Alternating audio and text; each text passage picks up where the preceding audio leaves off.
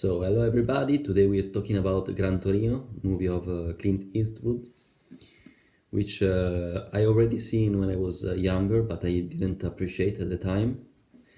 I saw it now, and I really loved it. I really liked the, first of all, the directing, which is very clear, clean, simple, and effective.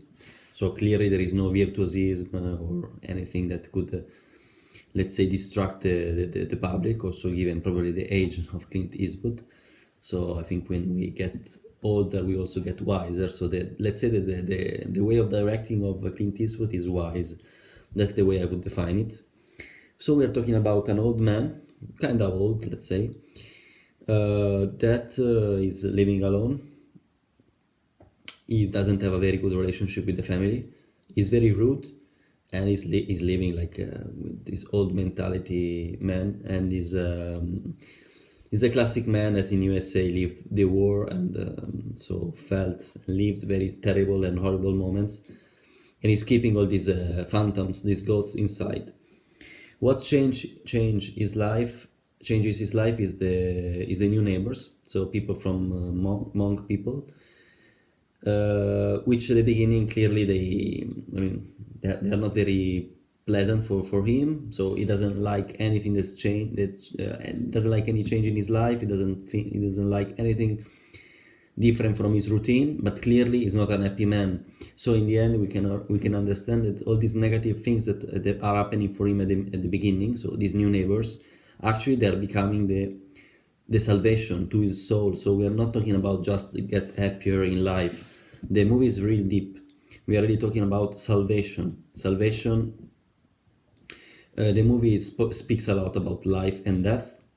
The movie starts actually with a funeral, and I really appreciated the story of this man. We are just seeing few weeks of his life when he's around 70. I cannot say honestly the age, and we see how actually very little things that happen to him completely change his way of his life actually. First of all, there is a relationship with the church. He doesn't care about the church. His wife that unfortunately his dad cared a lot about the church, but he didn't. So one of the elements is the relationship with the church. So first, the second element that I would mention is the family. So Clint Eastwood, Walt in the movie, he doesn't have a very good relationship with his family, with his son, with his nephews. He doesn't really like them, and he doesn't really like to communicate with them.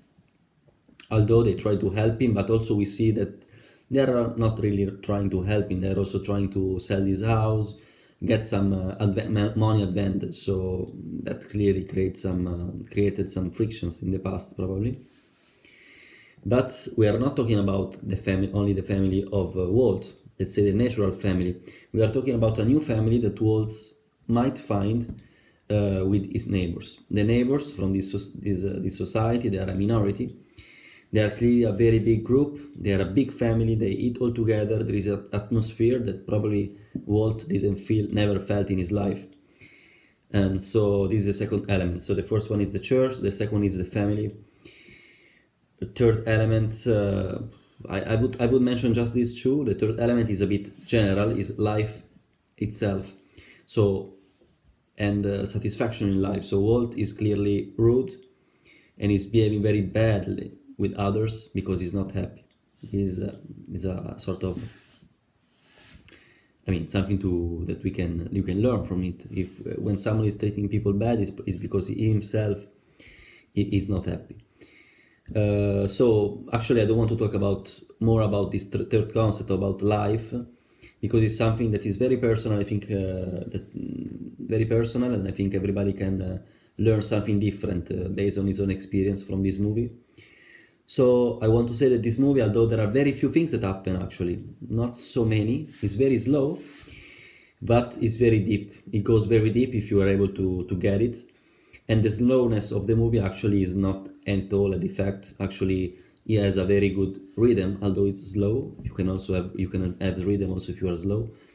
And really, you never get bored in a movie. You start and you finish, and it passed only 20 minutes. So I really liked it. I don't consider it as a masterpiece or something amazing or great, too great as many people think, but this is just a personal and subjective opinion. So for sure, it's a very great movie, and you should see it. So I really suggest to watch it.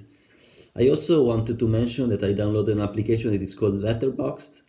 I really suggest you to do it also because it's like a bit of is a bit like Rotten Tomatoes, but Rotten Tomatoes is just a website. While thanks to Letterboxd, you can have really a sort of social network for movies. You can rate your movies, write reviews, and share with these things with your friends. So it's very nice. And their movies, you can rate them from 1 to 5. And for example, I gave 3.5 points on Letterboxd for this movie, for Gran Torino. So let me know what you think, and see you in the next movie review. Bye bye.